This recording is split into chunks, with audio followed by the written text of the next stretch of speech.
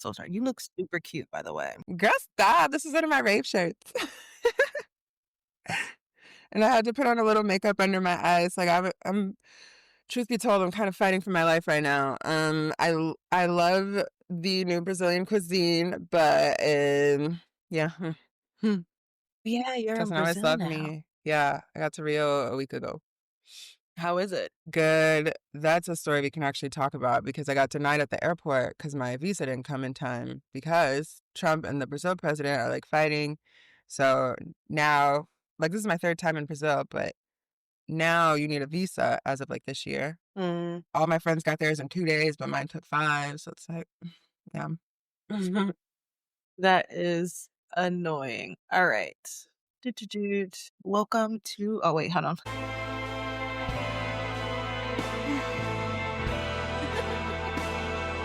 I'm dead. I love that. I tried to take it from like the I'm Dead came from the Saltfish and Side Eye podcast.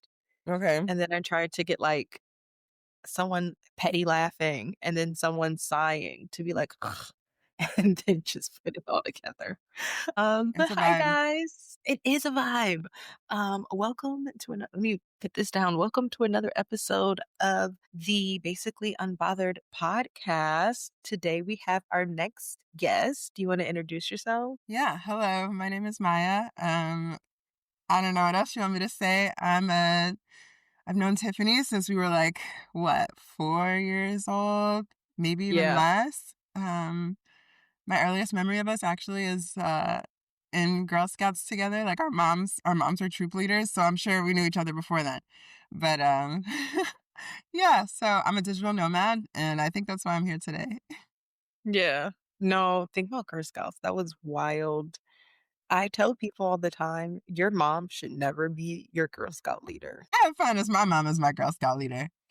You had fun. Yeah. Meanwhile, my little bad butt that just couldn't sit down and always was talking, my mom was always just like, why can't you just stand still? You're supposed to be, you have to set the example. And I'm like, I don't want to set an example.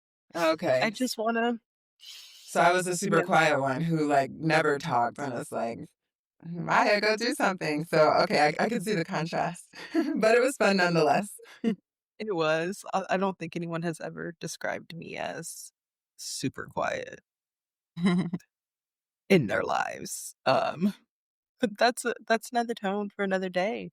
All right, we are going to get into our weekly catch up. Our weekly catch up is just catching up with my life, and I always like to catch up with our guest life as well. So, how has the last week been for you? Good, bad, any good things, any bad things going on? Oh, for me, this past week, Mhm. I actually, yeah, so I traveled to my next country last week, for the month of Mhm. October, potentially longer. I am in Brazil. So right now I'm in Rio. I've been here for exactly 7 days now. It was supposed to be 9 days, but I got denied at the airport because I was having visa issues. So for Americans, if you ever want to come to Brazil, as of this year, they now require a visa that you need to like apply for, pay for. But once you have it, you're good for the next 10 years. So that problem is behind me now, and I made it late, but I was not denied. Delayed, but not denied. Delayed, but that's a good way of looking at it. So, where are you staying at? So I'm in Rio. So I'm gonna be here for the whole month. I love to just kind of go a little slowly because hopping around like a backpacker every few days gets really tiring, and I work. Mhm. But I got a cute little apartment I found on Airbnb. I'm literally 1 block away from Copacabana Beach. Um, exactly. I haven't been able to wake up early enough to catch the sunrise, but it's supposed to be like one of the most beautiful sunrises in the world. So that's my goal, is to catch a sunrise this week. Um, Hmm. but yeah, it's really cool. Everyone wears flip-flops. There's like a 20 plus miles long bike trail, like right on the beach, another block away from my apartment, with like the little rental bikes too. And it's only Mhm. $8 a month for unlimited bike rides, and you get them like an hour at a time. I just paid $2 for parking. What do you- Girl, and I get around with Uber, and I paid $2 to go to my friend's house yesterday. She was 5 kilometers away, so like 3 miles. $2. Mm. I I literally paid $2 to park, and I can almost see my car. Where that's crazy. Anything else exciting? You have to send me a picture of the sunrise when, like, you catch it, Yes, 'cause I'll try to do it this week so I can send it to you so you can like plug it into this episode oh, right here. There's a yeah, sunrise. Just right like, there. that's the sunrise going Yeah. on. Yeah. But now how about you? Um I see that you have a new hairdo and it looks beautiful. Thank you. Yes, I did. I cut my hair, and in my pure me fashion, I had been thinking about it for months, right around the time that Jessica passed away. And, I was like, no, I don't need to do this. And it wasn't, I liked my hair, but there was so much in the like length of it that was really heavily dyed. Because I had been doing, it was blonde originally, and then I've been doing black. And what I learned that apparently when you dye your hair black, it does not stay black. Yeah. It fades out. And so there was and, I didn't do any deep conditioning for it, and then it started just to feel kinda, like, unhealthy, and this is kinda gross, but you have locks, so you understand. I had did a dye with, like, a liquid dye because Jessica taught me how to mix my dyes, so I don't do box color. Um, but liquid color is just like, cream is the best, liquid is so hard to do, and I ended up really messing up the ends of my hair, and then I think that from there, kinda got like a fungal thing Oh, okay. started going on, and then I was like, "Okay, well, on my birthday, I will just cut the blonde tips of my hair." And then, I kept looking at my hair and I kept being like, "I don't like this, but I love having long hair." And then literally, I was driving home from work last Thursday, and I was just like, there's been so much that's been going on in my life, and I really wanna find a way to honor it, like, all of the loss that I've had, all of the trauma that's been going on, and, they say that your hair holds on to trauma, Right. and I was like, I really just wanna do it, and so, at first I was like, "Okay, well, I'll go to work on Friday morning, come home, and then I'll just ask one of my friends to cut it," and I got home and I was like, "Nah, we're just gonna cut it," and literally just house scissors. You did it yourself. Yeah, Girl, you are brave.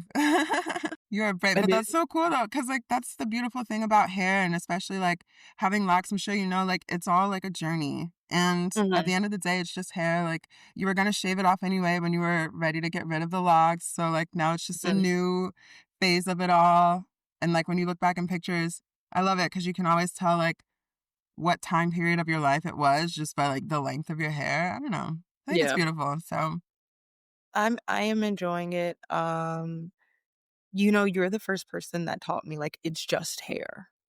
I oh, remember so long ago, before I got locks, like, right before I joined the Navy, and I was thinking about getting locks, and we were talking about it because you had yours for a while, and you're like, "If you" she's like, "Girl, do it. If you don't like it, you can just cut it off and then start all over. period. It's just hair." And I thought that I'd be so upset or like I miss my long hair a little bit, but I've gotten so many compliments and I kind of agree with it. I think that this hair, like the asymmetrical kind of cut I got going on, is a very me kind of style.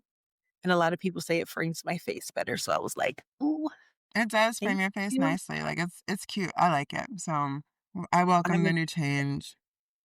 I think I'm gonna keep it this way for a while, but I'm not gonna be able to cut it again to this length, so Imma have to go to somebody else. Like, this was the first one. I also thought about doing, like, a big TikTok thing, and then I was like, "No, no, this is a really personal thing. Like, I don't need to share it Exactly, on." and not everything needs, like, a huge, like, story or come up sometimes, like, sometimes you wanna just do it, so we do it, and you did Yeah. it, so congratulations. I think that's our fire sign energy. So people are probably listening to this and be like, "What do you mean she didn't have, like, a five-step plan on how to cut her hair and everything, and she didn't involve 3 people to make sure she was making the right no fire energy. It's like, Imma do it. What do you mean? Exactly. We love the Yeah, natural hair that's queens. yes. I very much enjoy it. The 14-year-old, mom's friend's daughter, you've met her. Mhm. Uh, she just got her first sew-in, Nice. and it was, like, hard for me for a second because I love her, like, natural curls and everything, and it's also hard because she's 14, but it was funny because I've had a couple of sew-ins, not a lot. I did not like sew-ins at all. I'm very, like, I like to run my fingers through my hair. Yeah. You also grew up with, like, much longer hair than a lot of us. I know you grew I up with much longer that hair is than me. Yeah. that is true. I was always pretty blessed with having, like, long hair or hair that grew really quickly, but you have to check yourself in those moments and be like, "Is this, like" I can't put, like, my personal feelings or how I feel about my experience with it on another person. And she looks super cute. Yeah, So, I that's mean, good. she looked grown, but still super cute. And she's already, like, super talented with makeup in general, and she's already learning how to style her hair. And I'm like, "Ugh, imagine if we were that, like, skilled when we were 14 years old. Oh, life would be different. Life would be I mean, we had our moms putting relaxers in our hair in your kitchen. They did a Like, good job though. Like we did. she did a better job than the actual like hairstylist lady. So Agree. I think that that was, like, our best, like, not natural hair era was when our moms were doing our hair. right. It was literally the both of them. Like my mom on this side, your mom on this side to get it done as quickly as possible. It Oh, I was like forgot about that. Core memory. yeah, because then I think your house had, like, a randomly in the, like, lower floor had, like, a hair sink bowl or something? Yeah, Man, probably. Yeah, yeah. Wow, we went through a lot together. which oh my gosh, we went through so much. Alright, on that topic of people going through so much, we are gonna get into our pop culture roundup. Our first topic is Tom Holland checks a reporter about calling Zendaya his girlfriend instead of his fiancée. So what did he And do? I mean, like, Tom Holland, he's super chill. I think him and Zendaya really both are. I think that's why they're one of my favorite, like, celebrity couples because you know literally absolutely nothing about them. But he was like, "Yeah, and, and your girlfriend Zendaya," and he was like, "Fiancé." And I think I melted in my like, it wasn't a dramatic moment, it was just like, put some respect on her name. Yeah, I love that. I was like, "I am melting in my" maybe it's the single girl in me, I've never had somebody be, like, that insistent on Yeah, very subtle correction. But like, because I remember when it came out that she just like popped out in one of the events with like an engagement ring or a ring on her engagement finger. I don't remember ever if they actually like audibly like announced that they were engaged or if they just like kind of just slid into that new era. So Yeah, I it's don't know. I mean, like, I know it was speculation for a really long time, and I'm guessing they probably had, like, their PR people just, like, confirm they were ready, but, yeah, I don't think it was ever, like, a huge thing, especially nowadays, a celebrity don't let a celebrity get engaged, they're gonna have, like, a spread in People Magazine, like, it makes me think about you remember Vampire Diaries, right? yes, I didn't watch it though. No. So but you watched Degrassi. I did. I don't know if you remember Nina Dobrev, she was, like Hmm. it was in a later scene, and she was the cheerleader who had a kid. Yeah. Yeah. So she actually had a huge it wasn't huge, but it was on, social media, people shared it, everybody was talking about it, engagement to Shaun White, the, like, pro snowboarder? Oh, okay. So that, Yeah, but then now they're, like, broken up, and I think about that all the time, like, how would you feel if you made this big, huge like, you had a huge spread in People Magazine or whatever about being engaged, and then 8 months later, you're like, "It's like" who knows? I mean, I think both are cool because, like, I'm sure if you're super famous and, like, followed for everything like Zendaya and Tom Holland, like, they were Spider-Man. So you get really tired of just people in your business for every little thing. Like, bro, I'm just going to get some yogurt. Please stop following me. So you want to keep some things like close, you know? So that's very nice. But then also, on the other hand, like it is the happiest, one of the happiest moments in your life, and you just want to like celebrate with the world. So like I get that too. Mhm. Um, but yeah, it is unfortunate if it doesn't work out. Yeah. Do you think that for you, do you think that you would, like, share it all over and make it a big thing? Probably pop out only because I don't really like I don't share my relationship on social media really. Like you'll see a Mhm. story, like an Instagram story, like I don't know, every couple of months. There's just like one photo and like that's it. But if it's like, you know, the happiest moment of my life, then probably I don't know. Well, I don't share anything on social media anyway. I'd say over the past like 4 years, I've maybe posted on Instagram 3 times. So, you know, I'll probably be one that just pops out when they're married or pops out with a whole like family of 4. Where did this come from? Yeah. I think that I've found kind of like a middle ground for me. You know, I was with, we call him lying, cheating ex. I was Mhm. obviously I mean, we were young, but I was so into social media and sharing everything that we did and all the, all the times we spent with each other. And I think as I grew, I was like, I do not like people being, I share a lot of my life, but that's me getting to choose it. I do not like people being in my personal relationship. And my last kind of situationship that I had, I think that to me, that was kind of the best way that I would like to handle it, where his face wasn't really shown. Yeah. Um, but it would be like maybe some of the cute messages that he sent me, and like him and we actually communicated about it, or maybe like his hand or something, but it was never, you never knew who he was. And I am very Yeah. much into like a soft launch. 'Cause other thing, like, people love to, like, lurk on your page or, like, see things. They won't like it, but they'll Mhm. view it. But then as soon as they Mhm. notice that, like, it's gone or, like, pictures are deleted, that's when people wanna send you messages like, "Hey, girl, what happened?" Or, like, "What's new in your life?" Like, no, you don't get to know all of that. But then some people are also like, "Nah, we were here." Like, what was it? When, Hallie had her baby with DDG and, like, hid her whole Mhm. pregnancy, and people were mad that they were hiding it, but then just the way that they acted, like, when they were having, like, relationship troubles and broke up, it's like, "I woulda hid this too," you know? Yeah. Like Like, you don't know what's going on. I mean, that goes back to, like, the Kylie Jenner thing when she hid her first pregnancy, because she was young and she wanted to enjoy her pregnancy, and she didn't want, like, the negative energy to just be it's all like, up "I in, want peace." And as soon as she let people in, not let like, they can't get out. y'all always got something to say. But, yeah, Mhm. I think it's sweet that he did it. Mostly because he really doesn't, even when he did an interview with Jay Shetty, he really stayed away from talking about Zendaya a lot. But I love a man who's like, "Nah, we're not." I don't care if it looks proper or if it looks okay. You always gonna respect my girl. That being said, we are going to go to our next topic, which is apparently a topic of great debate, which I am truly confused about. But it is Bad Bunny being announced as the headliner for the Super Bowl halftime show. I'm excited. I love Bad Bunny. Do I know what he's saying? Like, no.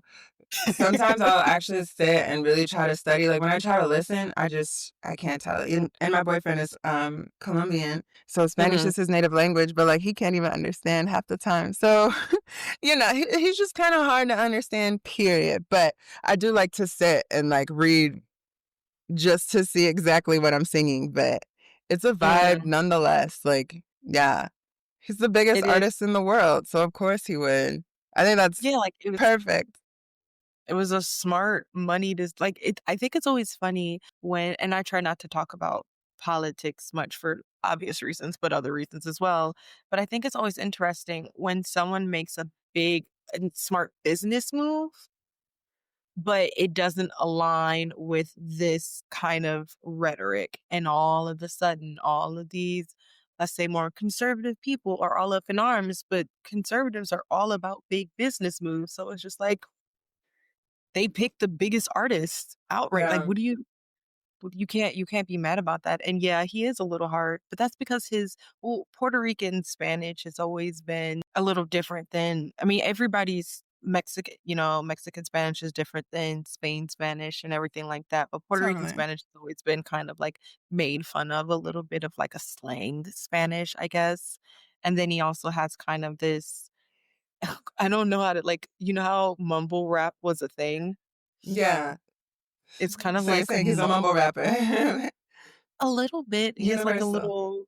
I don't know, can you be a mumble rapper in Spanish? I don't know. I'm sure you can. Like, yeah. And then he has this beautiful kind of whine or kind of ending of his words that, like, are elongated sometimes that makes it more interesting. But I saw so there's I don't know if you ever heard of Tommy Lauren? Yeah. Figured out. Okay. Yeah. Mm.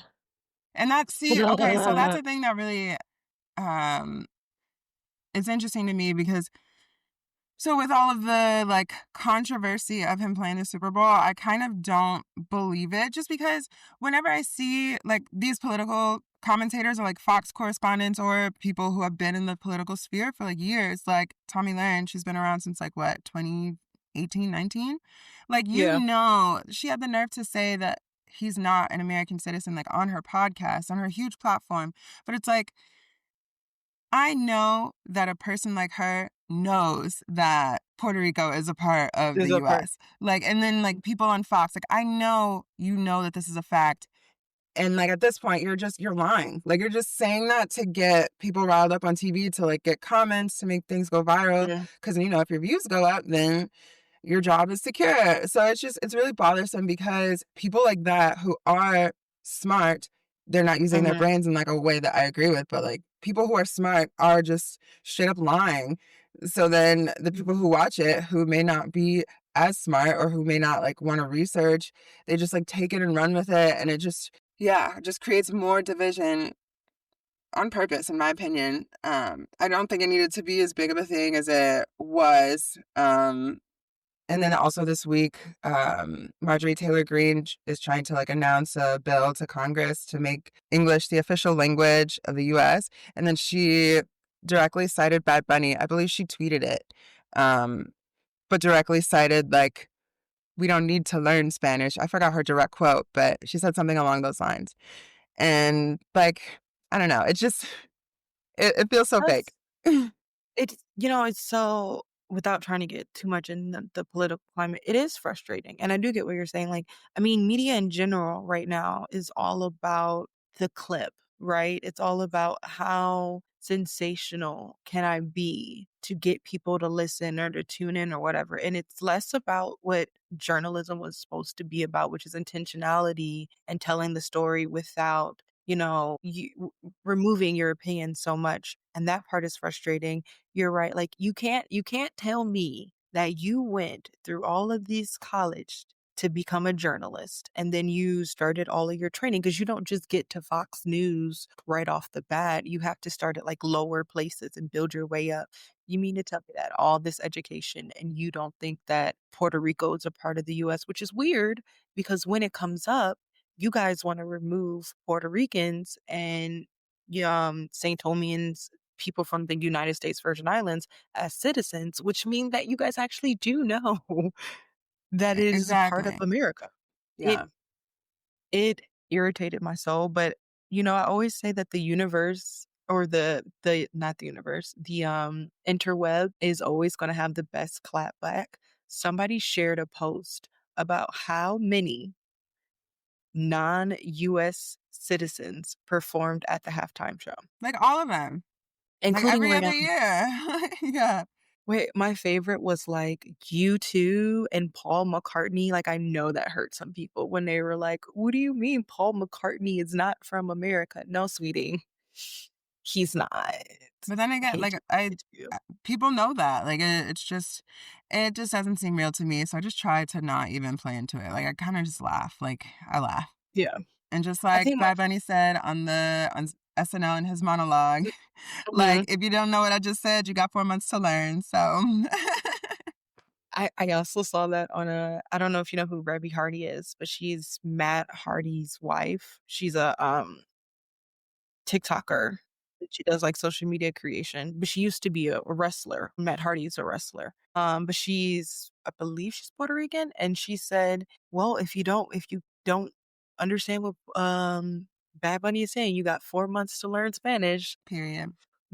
I And you know mean, something? Duolingo I was even about to played say. into it, and they offered free trials. I think it's expired now, but they offered free trials. So they were like, "Come on, everyone, get ready for the Super Bowl." So, and I mean, we should learn other languages anyway. It's being a traveler. It's so embarrassing when as soon as people hear that I'm American, of course they automatically default to speaking English, but if you meet, like, I've met so many people from all across Europe, like Italians, Germans.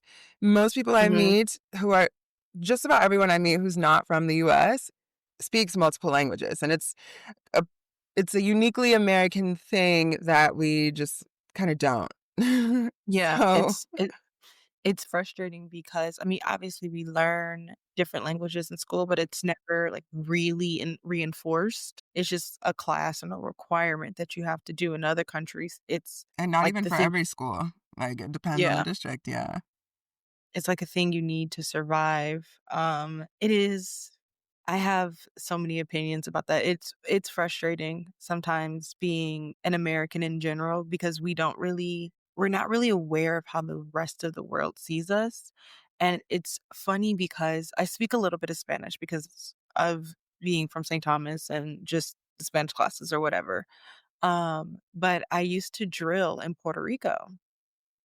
And I remember one day I wanted a chicken Caesar salad, and I'm pretty sure I could have figured out how to string together the words to order a chicken Caesar salad in Spanish, but I was so afraid of using the Spanish that I knew that I just didn't, and so I ordered the salad, and when I got there, they gave me a wrap, and I was like, "Oh, no, I'm so" 'cause you know me, I was like, "Oh, no, I'm so sorry, I actually really wanted a salad," and they started apologizing to me because they misheard because I was speaking English, and I just started crying. I, like, went back I got the salad, I went back to the hotel room and bawled my eyes out and called my mom, and she was like, "What's wrong?" I was like, "I made a Hispanic person feel terrible because I didn't speak their language in their country. Like, what is wrong with me?" My mom but I think that, that is important. We have to become more aware of what's going on in other countries, and we can't just think that English is the best language because from what I hear, English is super hard to learn. Yeah. So, Yeah. There are so many different sounds, whereas, like, with Spanish, if you can read it, you can say it. Like, every letter has a distinct sound, whereas, like, in English, it doesn't. I can't even think of an example off the top of my head, but, Jesus, my boyfriend and I, we always joke, and he'll send me words. He'll be like, "Why is this pronounced like that?" Oh, this I need an example, mhm. but maybe I'll think of one as we go, but I'll try to I it's funny because we just oh, no, Waze, the direction app. mhm. Mom used to call it Wazi. Um Oh. It's Waze, and we were actually having like, a debate with one of her friends, and he was like, Waze is spelled Ways, it's pronounced Waz or something else Was because of it? the A, right?" And he's like, "This A and the Z don't make that." And then sonically, he was correct, but I asked ChatGPT, and then they're like, "Oh, it's also like maze or graze," and we're like, "Oh." Now we feel stupid, but it's something like that, like, in your brain, you would read it like "wa" because "a" can sound like "ah" or "a," which is stupid because "e" can we can't get into the phonetic sounds, but, like, for instance, I it's just like my government name. So many people get so confused that there's a Y at the end of it. I mean, I at the end of it instead of a Y, and they try to Mhm. pronounce it differently, and I was like, "I and Y sound the same." Like, they both go E, but, we Yeah. will it's a wild thing. Alright, next, I wanted to ask you a question because it's spooky season, and this is, like, our official spooky season. What spooky season movie are you looking forward to watching the most? Ooh, Or girl. movies? Um, Which movies do I like? I don't know. It's so funny because I always like forget that it's October until October's over, and it's like, oh, I didn't even watch any of my movies. Um, so one is definitely going to be and will always be like Hocus Pocus. Mhm. And then if I can like pirate Don't Look Under the Bed. Do you remember that one super scary movie? Like he was the boogeyman. I think that was what it's Yeah. called. Don't Look Under the Bed. I love how Um, you say super scary because it's not really scary anymore, but we watched it as kids and it was, like, terrifying. but it kind of is like, girl, like I make sure my feet are covered every night, probably because of that movie. Like, no matter how hot it is, I need a sheet covering my feet. um, so yeah, probably those. And I actually love to go back and watch like the old Disney shows from like when I was a Mhm. child. Like the Halloween episode of like Lizzie McGuire or That's So Mm. Raven. Yeah, like stuff like that really. Really, I just like to go out and see all the children in their costumes because it's so cute. And then last year I was living in Colombia, and the way that they Mhm. do Halloween, you take the kids, it's a really big thing to take all the children to the mall, and then they trick or treat inside the mall. So it's cool to see the outfits, but not only are the kids in the Halloween spirit, it's also a big spectacle for the dogs. And like I love it because in Latin America, lots of malls are dog friendly. Like it's more common that they're dog friendly than not. So like just so many dogs in their costumes and like wow, I didn't know that before I was there, so I didn't dress up my dog. I travel with my dog, and I did Mm. not. We just went to the mall one day, and that's when I learned that they do Halloween at the mall. I'm like, dang, Georgie, you could have been something so cool. So this year I'm gonna dress her up and take her to the mall. Oh, you have to send me a picture of cute little Georgie. Yeah, I don't know what Um, I'll dress her up as though. So if you have suggestions for a I've just poodle, been really into people dyeing their dogs' colors. oh, That's see, been I'm what not I've gonna been do that, doing. but I'll get her a nice outfit. It could be Count Dracula. I would love that, like a nice little cape. That'd be good. Low efforts, yeah. Yeah. For me, I'm also very hocus pocus. I just sent a text message to my friends like, we need to have a spooky season movie night, and the movie should be practical magic. I love practical magic.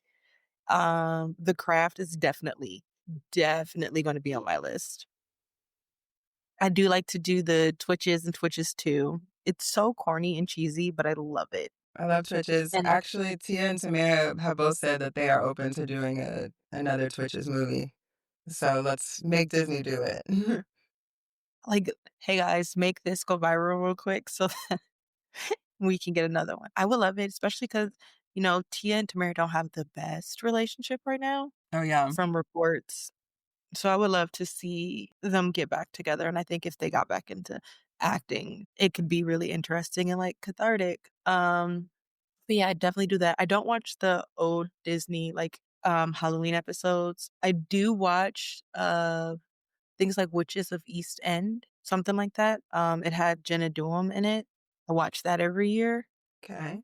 which is frustrating because they like the season ended in season 2, but it left you on a cliffhanger. I hate that when they just like end Mhm. it unfinished. Yeah, and then every Halloween, I try to request it out because it's the Witch's Day, and I watch Harry Potter. I watch the entire Oh, of Harry Potter. course. Yeah, if I am like at home and I catch like, the 28-hour marathon, I will always like stop and watch.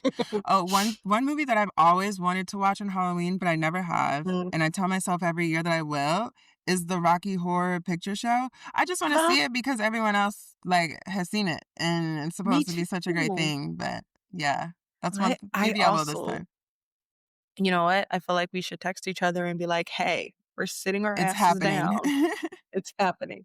Because I also wanna see it. I think that it's been like, some of my favorite movies and TV shows have talked about it, including, The Perks of Being a Wallflower, and I've just always wanted to see it, and, like, you just have to sit your ass down and watch it, and you're gonna be so amazed, which reminds me, I also kinda wanna put Sweeney Todd on my list Oh, for I Halloween love this that. year. Look, I watch that year round. That's not even a Halloween movie in my brain. Like that was probably my favorite movie, like just growing up forever. Like, ugh, I love Yeah. Sweeney Todd.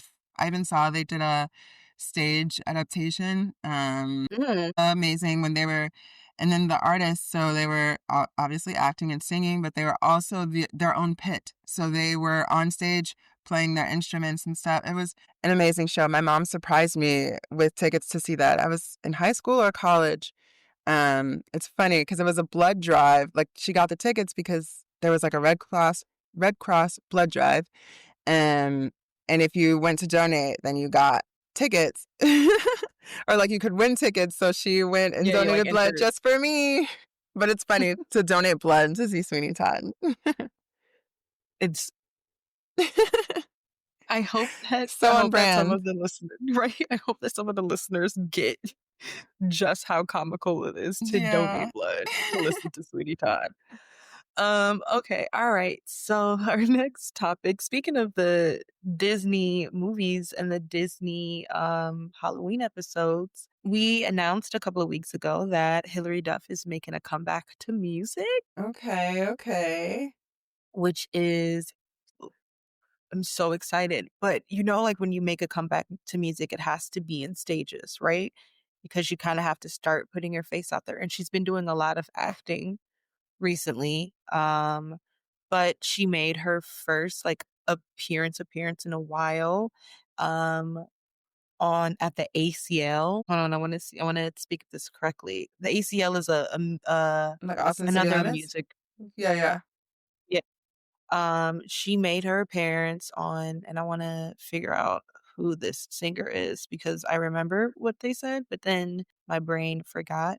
But every show he plays this. Oh, role model. In every show, he plays the song Sally, and he brings out a new celebrity each show to Okay. be Sally. And at the ACL, he brought out Hilary Duff. And so many comments are like, Hilary Duff looks like the happiest she's looked in a really long time. And she's looking so fabulous. And she really did look so, so happy. Let me see if I can find the TikTok of it. It is wild though how long Hilary Duff has been in our lives. Like her songs came out over 20 years ago. Like, stop it.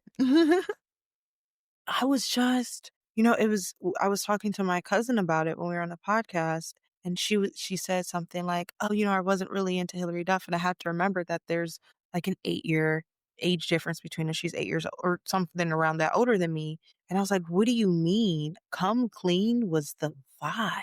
Like, Come Clean was everything." I remember, and maybe that was like a me and you thing. I just remember just listening. Our poor parents, I remember just listening to it all the time. Just imagine our parents having to listen to our preteen music. I have fond memories with you of going to see the Lizzie McGuire movie in theaters and like us like dancing in our seats like we were at like a legitimate concert. It was like we were at a legitimate concert though, like, That's right. I don't know that's the crazy thing where our about it. parents went. There's no way that they went to go see the Lizzie McGuire movie with us. I'm sure they just dropped us off and had Gave us their mom yeah. time. Okay, I got the video loaded. Let's see if it plays.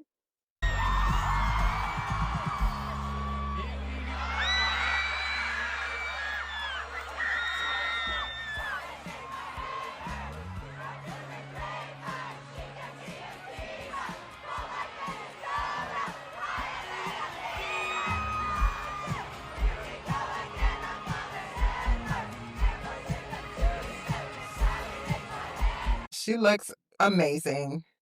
I know. It's like, what? She looks so beautiful. She looks so happy. I mean, we were talking about this last week about Rihanna having her baby, and we were talking about like, when you're done having kids, you're done. And she looks like she's like, all right, I popped out 3 babies and now I'm just gonna live life. She Love that just for looks her. super happy. Even I if she do. wants It makes more, me she still looks great. She looks like she's having a great time. She is. I wanna be having that much of a great time in life again. Imagine. And one day I'm gonna get invited at like Coachella. Someone's gonna be like, and I'm gonna bring out our special guest, and it's gonna be me, and I'm gonna act a fool. I'm probably gonna trip. I mean, I guess I did have my moment when I was dancing on the stage with Neo, so that was Yeah, that wow, core life I memory. don't I know. I might have to resurface it even though I love Neo very much, but I just can't wherever he's at in his life right now, I just cannot subscribe to. It is just not my vibe. All right. That is it for the pop culture roundup. And next we are going to get into our make it make sense of the week.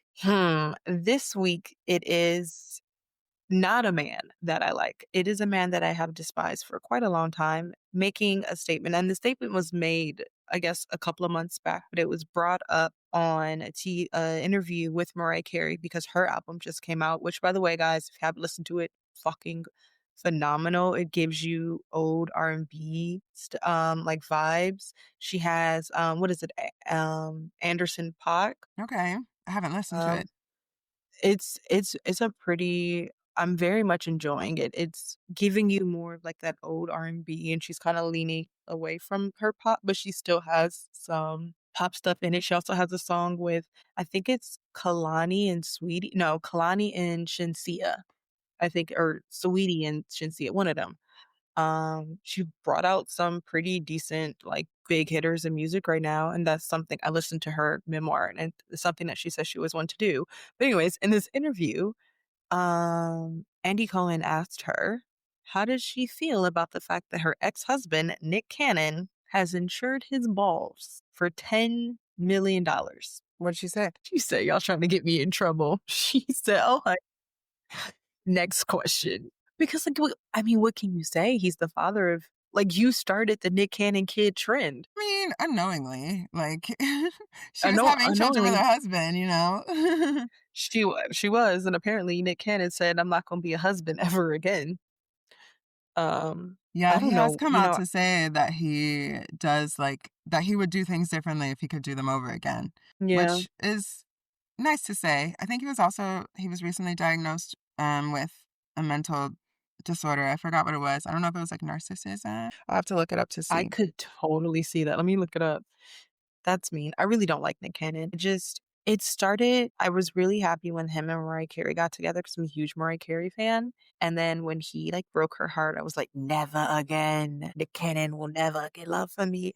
And then he started doing like, being host on gossip shows, and he said something that was just so absurd to me, was that he said if he had to choose between his daughter being like Bad Baby, which is the Catch Me Outside girl, or his daughter being like Kylie Jenner, he would pick Bad Baby, and I was like, "That's a wild take." I mean, I don't know, they both are uniquely them. They both are uniquely them. Um, mental health. Yeah, he got wow. Is that what it is, narcissism? Yes. Sorry, I'm really, like, shell shocked. Like, only because it's not a I mean, there's a saying that a narcissist will usually if you describe to them what narcissism is, they will usually agree that they are a narcissist. But it's very rare that you hear somebody, especially with the negative connotation that is attached to being a narcissist, it's very rare that you would hear somebody come out and admit to it. It's like if you could out of personality disorders, that's like Yeah. I think he's always been pretty open, though, with his medical journeys, like, I think he also has lupus, yeah? So I don't know, hmm. it's probably good that he is forthcoming and open. Maybe it's more topics and as he's exploring himself and the reasons behind some of his actions. So, I mean, the that first does step to, explain. the first step to, like, healing and being a better person is, like, admitting where you are or, like, really seeing where you are. But, That's yeah, true. interesting about the Makes sense insurance why of he's his. insured. Makes sense Yeah. now, doesn't it? He thinks that his shit don't stink. He think that his balls are, over here. He has 12 kids now. 12. 12. 12 is the Well, number that we are I at. know that, like, chefs or, like, doctors, they'll insure their hands, or, like, other celebrities will, like, insure other body parts, so I guess that is his most prized body part.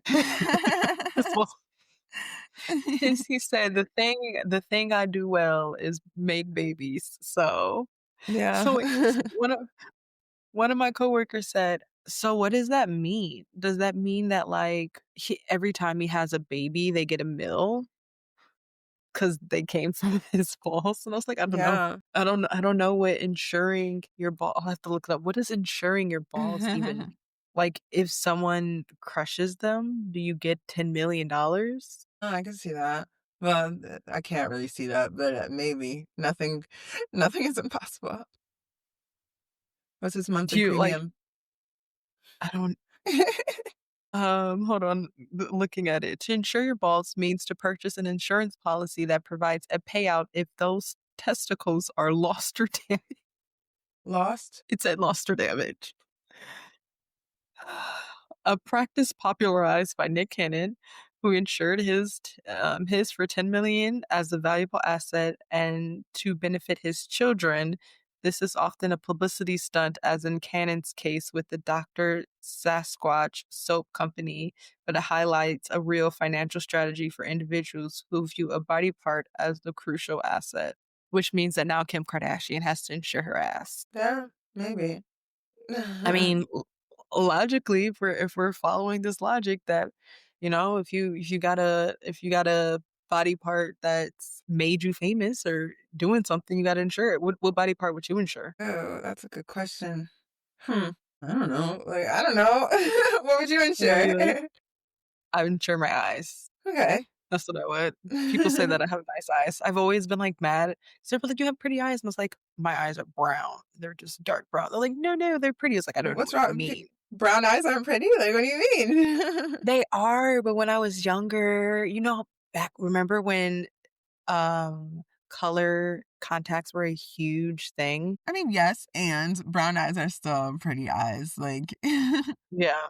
I just when I was younger, but that's like, an insecurity thing. I was always like, I would just be so much prettier with light brown eyes. Fun fact, I actually tested on like a site to see if light brown eyes would look pretty on me. They don't.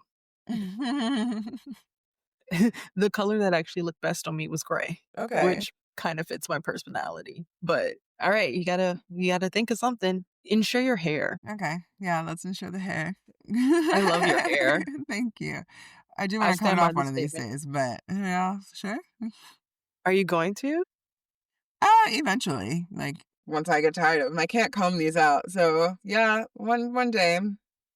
Yeah, I've like, you're gonna cut all of it off or just cut it short? My next step will probably be having a dramatic, like styled cut or something. Mhm, And then after that, I'll just be done with it. Because I used to have a lot more. Like I started out with like around 320 locks, and then during the mhm, pandemic, I combined them. So now I have about 100. So that was like the first phase of like I want to do something different. So the next phase is yeah, probably going to be to cut them. Um, Maybe dye them, but that's not about keep, and then probably after that, I'll just cut it off and start over. Because I kind of want back then I really wanted bigger locks, but now I wanna try, like, the really tiny sister locks. Um, mhm. so I have much more money than I did, like, as a 22-year-old, so I can actually afford to upkeep them, so that might be the next major style. But who knows? We'll just take it Jessie as it comes. Yeah, Jessie did micro, and she really liked micro. They really look cute on her. I don't think I'm a micro lock person. I thought about it once because your ends end up being, like, your natural hair texture and, like, some of your curls or whatever just stay and pop out, but I've always liked thicker locks, so I'm probably stuck in that for the rest of my life, but alright, I think are we done talking about Nick Cannon's balls for a little bit? I hope that his kids see a part of that, and you know what? I hope that whatever he was trying to gain out of it, he gets, but Mariah Carey's reaction to it just being like, "Next question," is just so classic, and I love her for it, and also I love her because her baby daddy be doing dumb shit, and she does not speak on it Yeah, because she's above he it. is You don't wanna be, he's above like it. you don't want your kids to look back and see, like, talking down their dad, so I Yeah. respect it. That's something that we don't see a lot in the media anymore, so when you have that mentality, it's like, "Okay, alright, well, next, we get to talk more about you. and I am so excited. So, you said before that you are a digital nomad. I guess the first thing I would ask just for people who are out there who might not know, but what is a digital nomad? Yeah, so I just travel full time. Like I don't have a home. Home is where my stuff is. Home is where the heart is basically. So I have been traveling since the end of 2021, so almost 4 years. It started as like a 2-month trip to see my Mhm. parents abroad, and then I just kind of decided to not go home. Um, Yeah, yeah. 'cause your parents are in were they in Panama then? Yeah, yeah, so they live in Central America. They've gone to a couple of places, and it's just yeah, so I wanted to visit them, see what it's all about. I've always wanted to work remotely so I could Mhm, travel. So I was working towards that before the pandemic, and then the pandemic kind of solidified that. And once I went mhm. remote, I never went back to an office, back to a classroom. Yeah, I have a dog also. I've had her for a while. She just turned 9, so Georgie. yeah. So obviously, girl, you gotta come along too. Let's go. So we've just been doing it together and it's been really fun. Yeah. I love that. Honestly, I've always wanted to travel, and I think that my hope is that doing the podcast stuff and the author stuff that I've been doing, and, eventually I hope that my store will get big enough that I'm like, somebody can run, the day-to-day parts of it or like packing things or whatever, having a personal assistant that can do that part.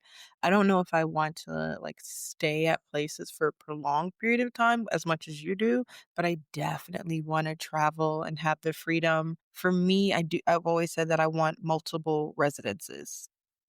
Okay. So like I want a place here.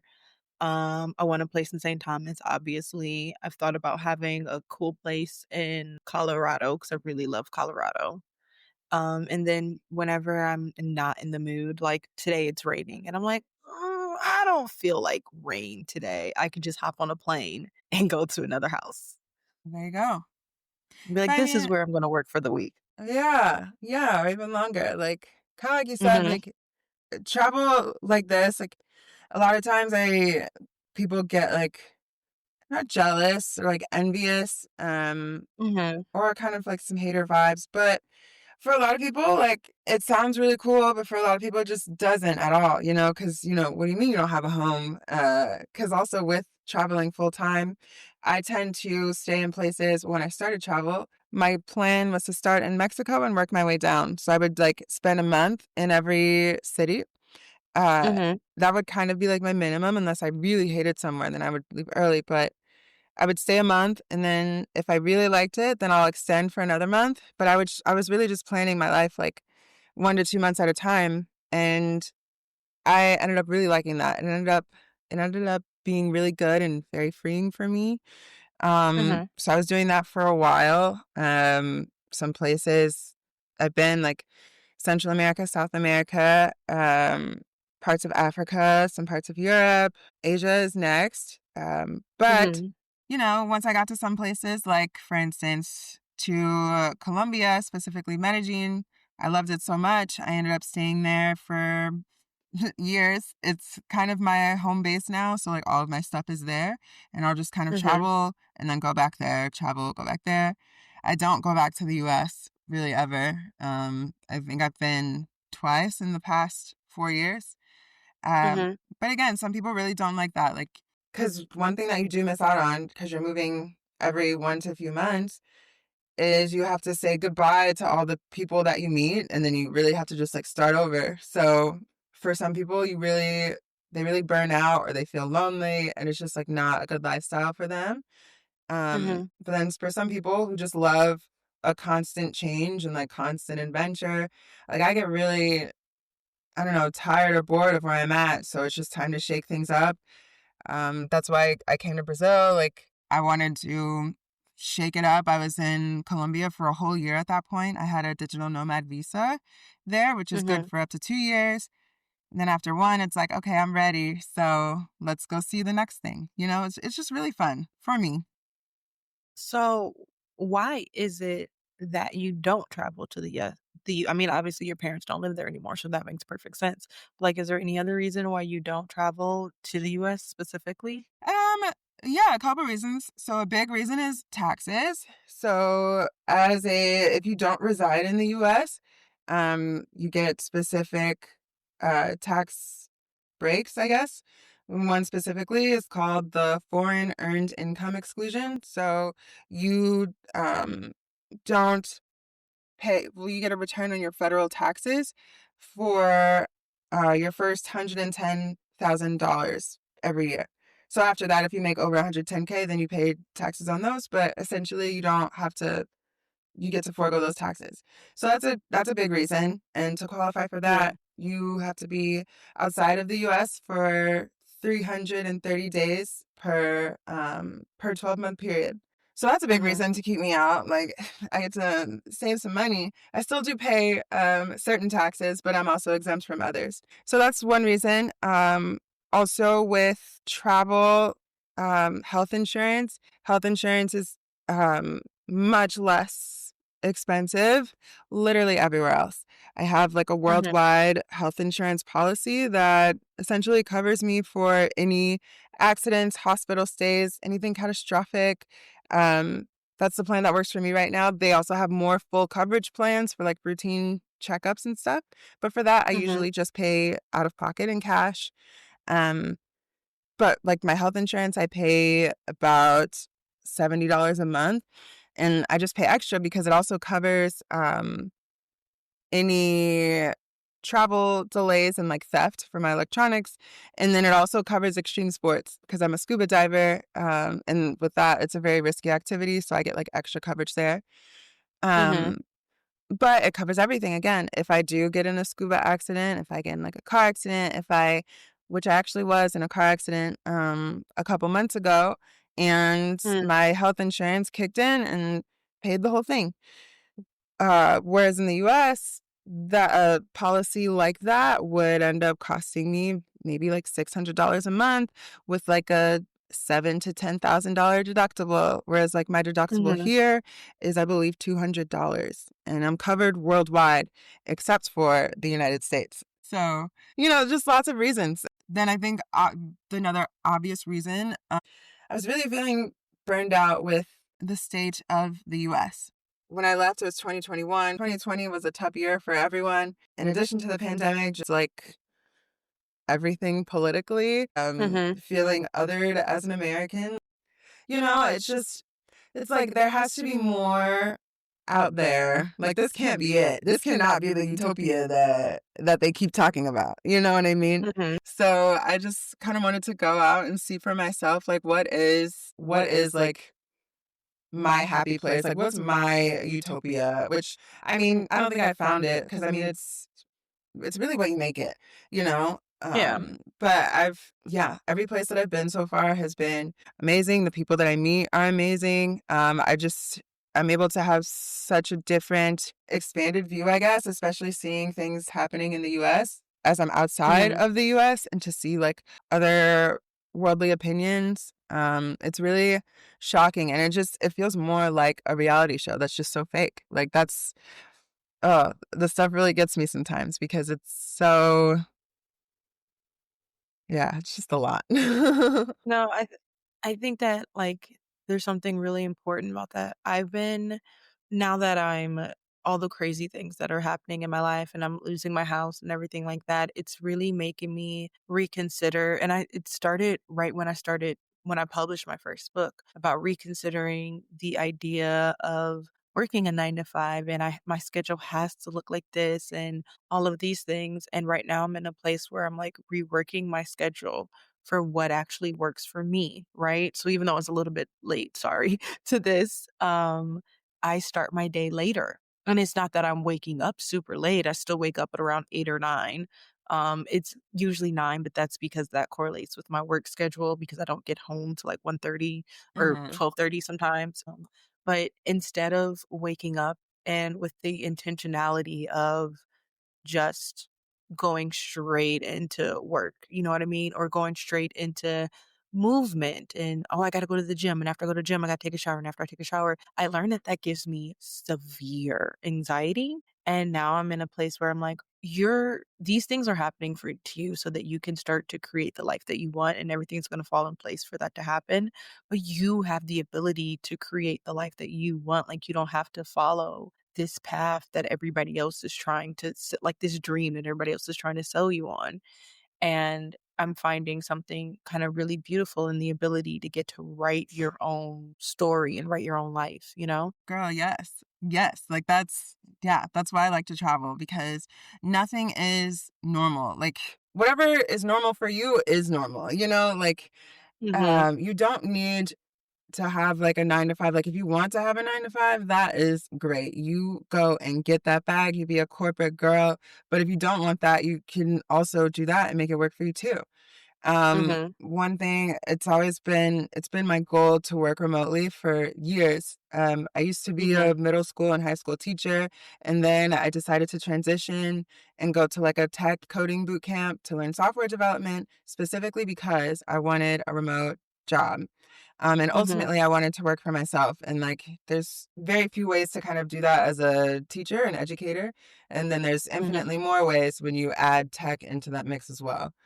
Um, and yeah, like for me, my work is when I don't structure like, well, what's the better way to say it? I live my life and then like structure my work around it. Like, what mhm, do I have to do? How much do I want to do? What do I need to make? What do I need to make to like survive? And then like on top of that, what are my extra goals? And then I just kind of work backwards from there. Um, I I don't work 9 to 5 remotely.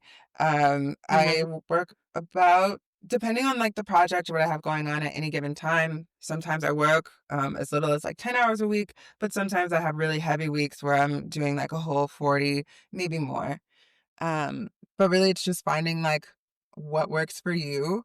Uh, and even so, it might not be something that you can even find in a 9 to 5. Like I have a friend who makes his money being like a Tinder coach. Like he coaches people on their Tinder profiles to help them like get more matches and be a better partner.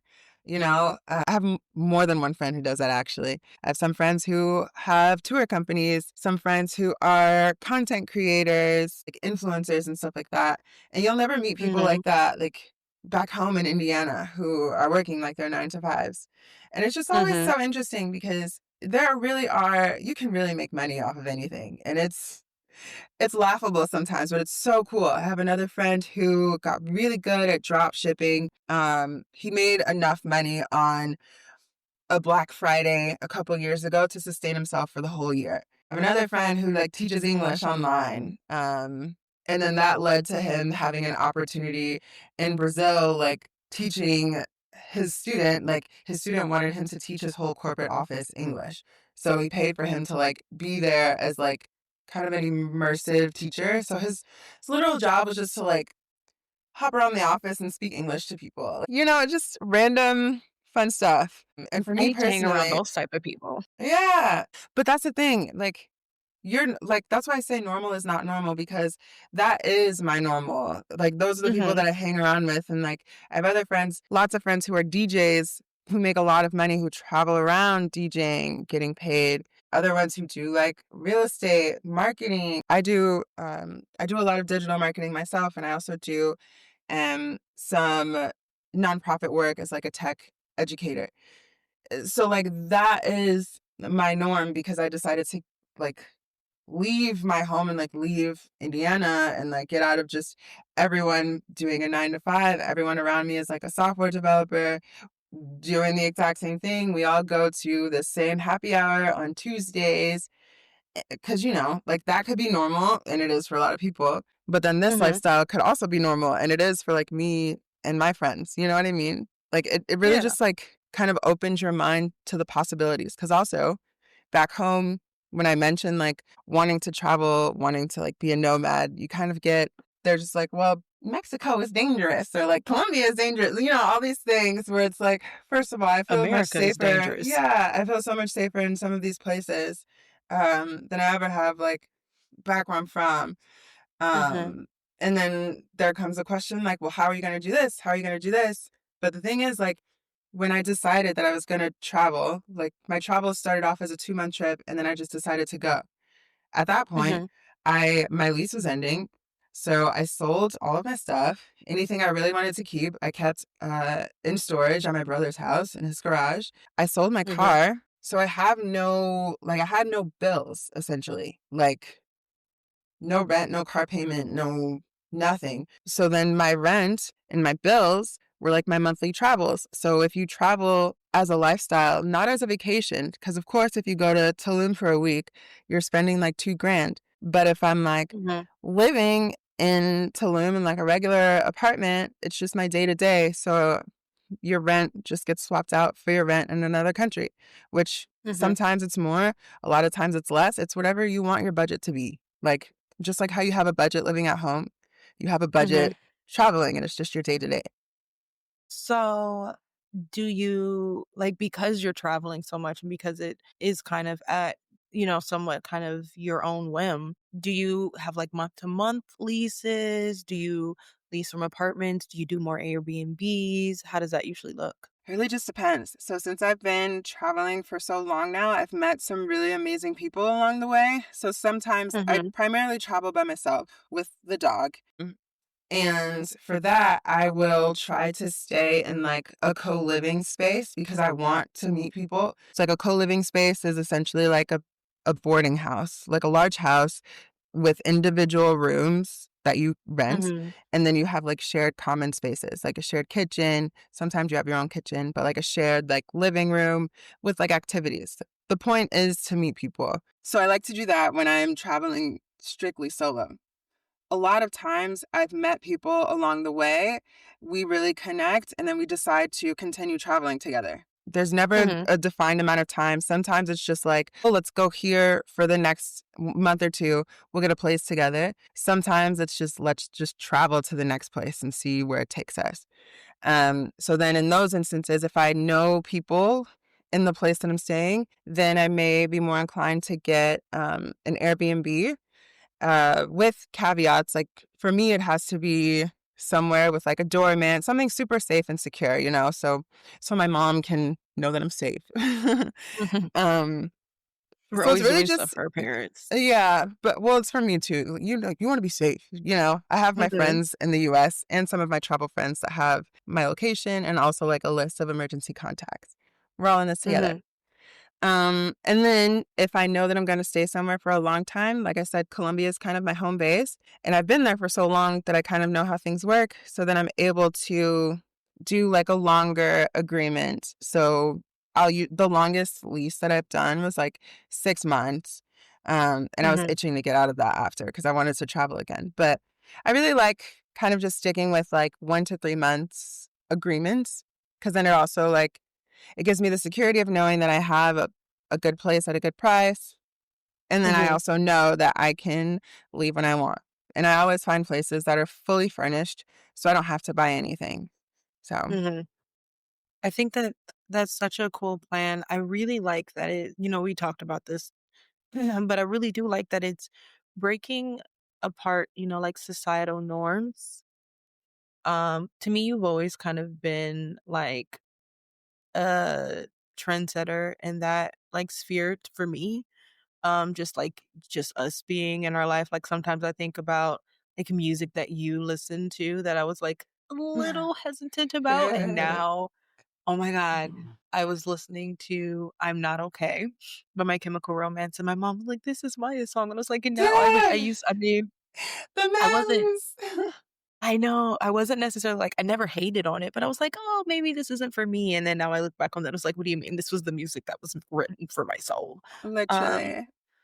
but I think that, like, we're in a time where we are really evaluating the definition of normal, and how capitalism or certain things just don't work for people. And even in the sphere of like neurodivergent, I was having a conversation with someone and I said, you have to learn how to like tweak your neurodivergent. You don't have to learn how to like make yourself fit into this sphere or whatever. What you really have to learn how to do is how to make your life fit around your neurodivergency and how to like work with it instead of Literally. trying to.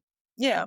And I think that that's something that's interesting kind of about what you're doing is that you know yourself. You know yourself, you know what you want, and you know that, the lifestyle that's being portrayed in the media or pushed off to people as this should be it, this should be the thing, isn't the thing for you. And you know how to say, okay, then I'm not going to do that. I'm going to go do something that is beneficial for me. I'm going to live a life that aligns with who I am and with what I want, and I'm not gonna settle for something just because someone else said that this is what I should want or should do. Yeah, and here's the thing, like, if I ever want to like, when I get tired of this, Mhm. like, I don't have to do it. Like, I can go home wherever home is. Like, I can decide where is home. I can go to Central America where my parents are. I can go to Colorado, like, where my brothers are, and I can do that.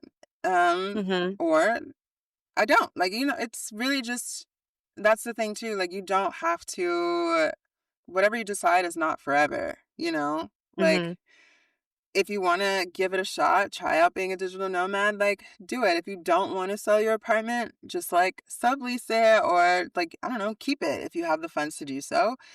You can lease out your car or you can sell it like me. Like you can or you don't have to. Like you can see like where your budget is at, what your goals are, give yourself like a defined amount of time. And if it's Mhm. not for you, you can literally just always go do something else. Because Yeah, how do you you get really know what's for you if you don't?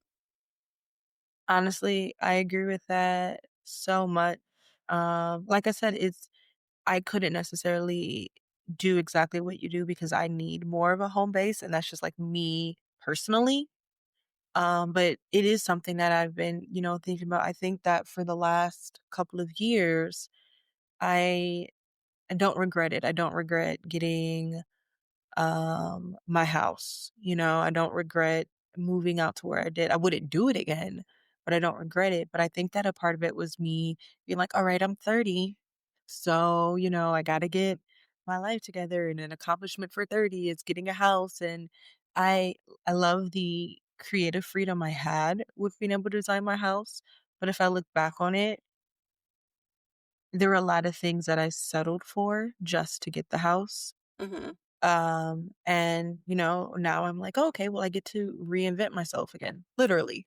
Um, what does this version of me look like right now, Right now I'm like, I would really love a loft and just a nice, cute artsy space because that fits me. And then once I have that secure, then I want to, like I said, have a place in St. Thomas where I can travel and without any limits, like wherever my heart feels like I want to be at out of the multiple residences I have. And I want to keep the residences, and I hope that I can make enough money, to keep them. Maybe I'll rent them out. I'm trying to be a millionaire one of these days and buy us all a private island. So, Period. Yes. I'll get the yacht. um yes.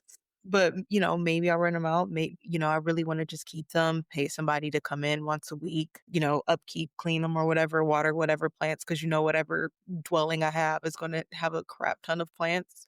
You Mhm. can't see it right now, but I'm looking at 1, 2, 3, 4, 5, 6 plants. And this is just like a temporary desk situation that I pay for. Um, but I think that being able to say, who am I? What works for me? And if this doesn't work for me, how can I find it? I think for me, the hardest part right now is being in the creation process Mhm. and not really in a process where it's something that's funding me. It's something that isn't funding me. I'm working and spending a lot of time and hours to create these things. I have this podcast. I have another podcast. I'm starting one more podcast. I love podcasting. I said, isn't it amazing that someone created a whole format where I just get to talk because that's all I've been doing. Yeah, you love to talk since I met you. That's I great. do. And then I have my books and everything like that. But for the people who are really, looking to get into it, And there is obviously a learning curve and working. What is your advice to someone who's like, "That sounds like a great idea. How do I find out a way to make it work for me and still be able to fund my life and everything like that?" I mean, I think if I were to just say one thing, like if you were interested, like just try it out. Mhm. Like Mhm. I have a lot of friends who like I'll post on my Instagram stories a lot of like where I'm at. I didn't probably the first year or two of travel, but now I like to. It's just fun. And I Mhm. get some negative comments like, "Okay, Maya, we get it. You travel." Like, okay, first of all, this is this is My my Tuesday at 4 p.m. Like, I'm sorry that that's your Tuesday at 4 p.m. But like, you can come join me if you want to. And actually, I've Mhm. had a few friends, I'd say maybe three, who actually took me up on that offer. They're like, "Okay, I'm gonna just buy a ticket and come see you for a week or 2 weeks." I had one friend that came for 3 weeks. Like, just do it and give it a shot. Like, you don't Mhm. have to get rid of everything. Like, if you need to save up for a couple of months, you can keep everything and just go away for a month. Pick one Mhm. location, go there for 1 month. Like, it might be Mhm. if you want to be culturally shocked, you can choose somewhere in, like, Latin America where English is not the language, or if you want to have, like, a more soft launch, you can maybe try some places in Europe that speak English.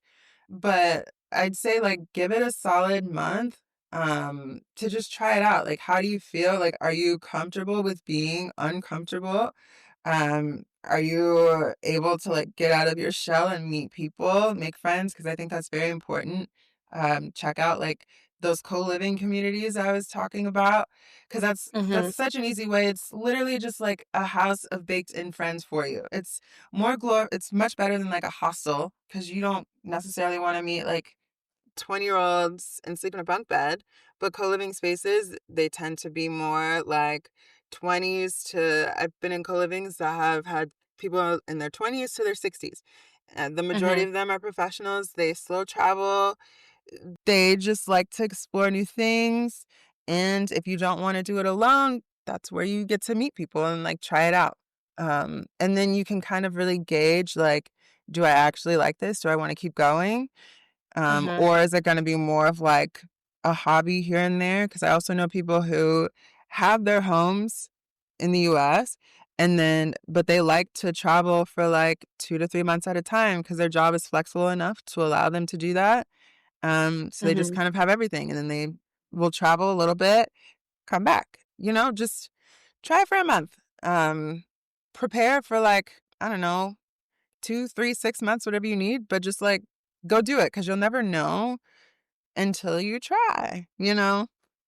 I guess that's the best that's really the only advice I have because I didn't know what I was doing when I started this, and I didn't know that, like, the nomad community was so big, you know? Mhm. So, yeah, just step out, join some, like, Facebook groups, there's tons. I would just search, like, digital nomad blank, so, like, digital nomad Rio, digital nomad Colombia, expat Colombia, groups like that, Mhm. you will find them on Facebook, and specifically, there's so many Black expat groups, and those are the best because then you can ask, like, the real questions that you wanna know, like, how friendly is this country to Black people? Like, for me, Europe is not for me. I don't really see the lure of like going to the land of my colonizers.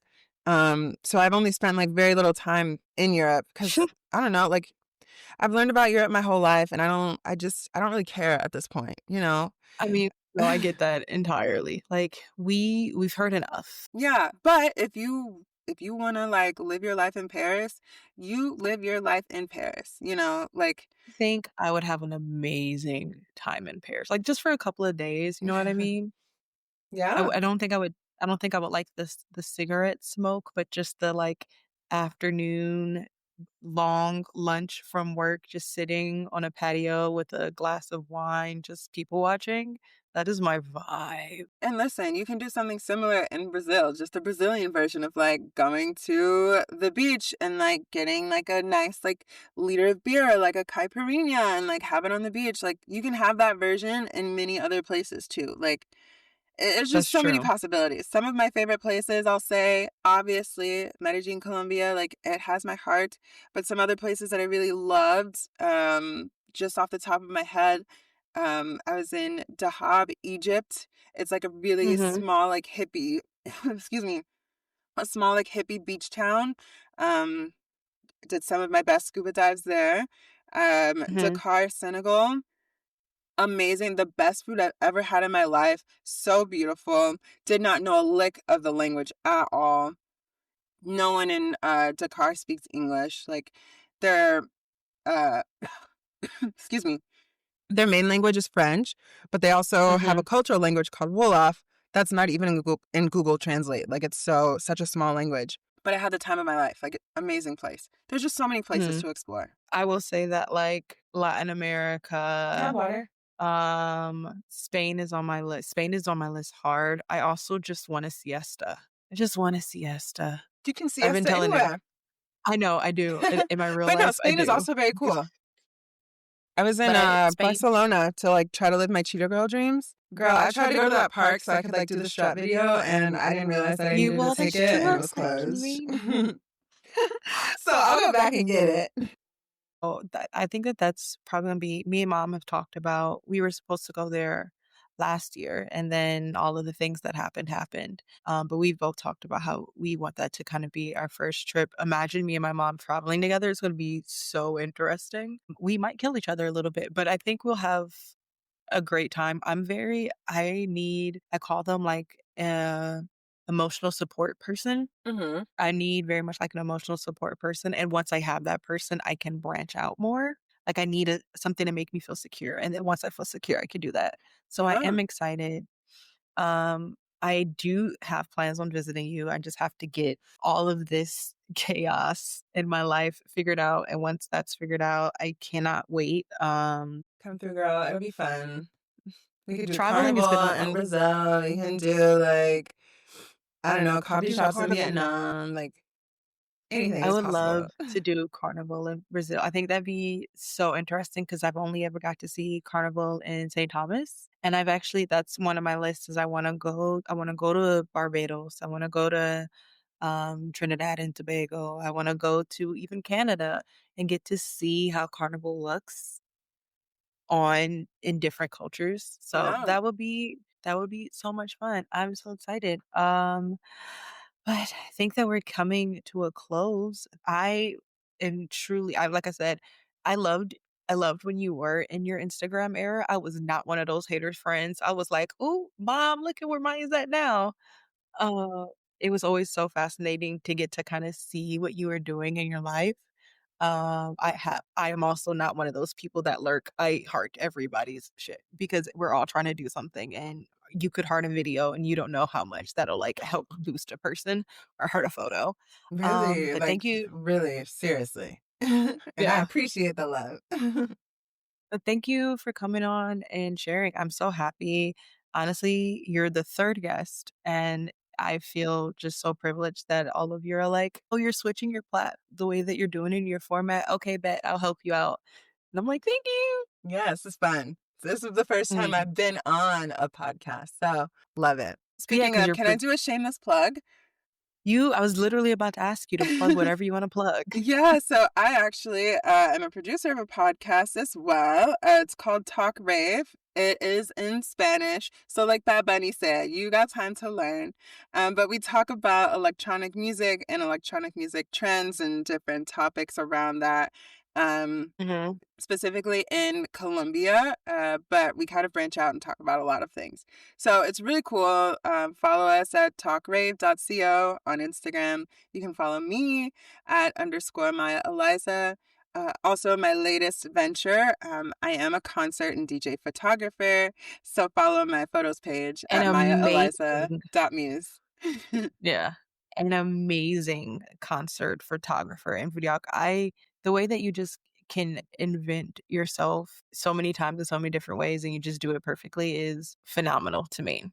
Girl, it's not perfect. I stumble through, but I make it. Well, to the rest of us, I it be just looking appreciate like it. perfection. Alright, thank you so much, guys. We will see you next time, and I hope that you have a great rest of your week. Bye. Bye. Thank you. PureTifa Podcast.